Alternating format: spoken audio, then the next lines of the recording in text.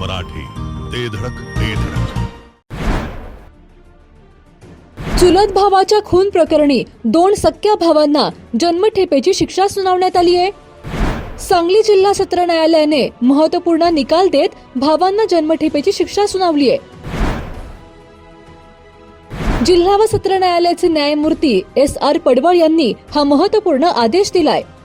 शेत जमिनीच्या वादातून सख्या भावांनी चुलत भावाचा खून केल्याप्रकरणी हा महत्त्वपूर्ण आदेश दिलाय. जत तालुक्यातील डफळापूर येथील ज्ञानेश्वर पंडित डांगे आणि संतोष पंडित डांगे यांना ही शिक्षा सुनावण्यात आली आहे. कोळे शिवार परिसरात शेत जमिनीच्या वादातून सख्या चुलत भावाचा निर्घृण खून केल्याप्रकरणी आरोपी ज्ञानेश्वर पंडित डांगे वय 21 आणि संतोष पंडित डांगे वय 23 या 2 सख्या भावांना सांगली जिल्हा व सत्र न्यायालयाकडून जन्मठेपेची कडक शिक्षा सुनावण्यात आली आहे. कोर्टाच्या निकालानंतर परिसरात खळबळ उडाली आहे. याबाबत अधिक माहिती अशी की 26 जुलै 2019 रोजी सदर घटना घडली होती. मयत सागर बाळासाहेब डांगे आणि आरोपी ज्ञानेश्वर व संतोष डांगे यांच्यात शेत जमिनीच्या कारणावरून वाद सुरू होता.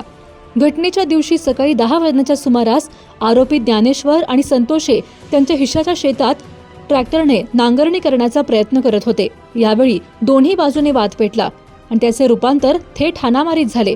वाद विकोपाला गेल्यानंतर आरोपी ज्ञानेश्वर डांगे याने सागर डांगे यांच्या डोक्यात कुऱ्हाडीने जबर वार केला, तर दुसरा आरोपी संतोष डांगे याने लोखंडी पाईपने बेदम मारहाण केली. या भीषण हल्ल्यात सागर डांगे हे गंभीर जखमी झाले. रक्तबंबाळ अवस्थेत पडलेल्या सागर यांचा जागीच मृत्यू झाला होता. त्यानुसार या प्रकरणात खटल्याच्या सुनावणी दरम्यान सरकारी पक्षातर्फे अतिरिक्त जिल्हा सरकारी वकील ॲडव्होकेट शैलेंद्र हिंगमिरे यांनी मजबूत पुरावे सादर केले. यामध्ये सर्वात महत्त्वाची भूमिका प्रत्यक्षदर्शी साक्षीदारांनी बजावली. मृत सागर यांचा भाऊ, त्यांची आई, त्यांच्या पत्नी यांनी कोर्टात दिलेल्या प्रत्यक्षदर्शी साक्ष या प्रकरणात अत्यंत महत्त्वपूर्ण ठरली.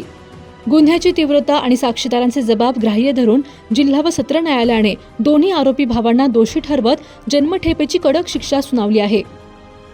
जिओ मराठी, ते धडक ते धडक.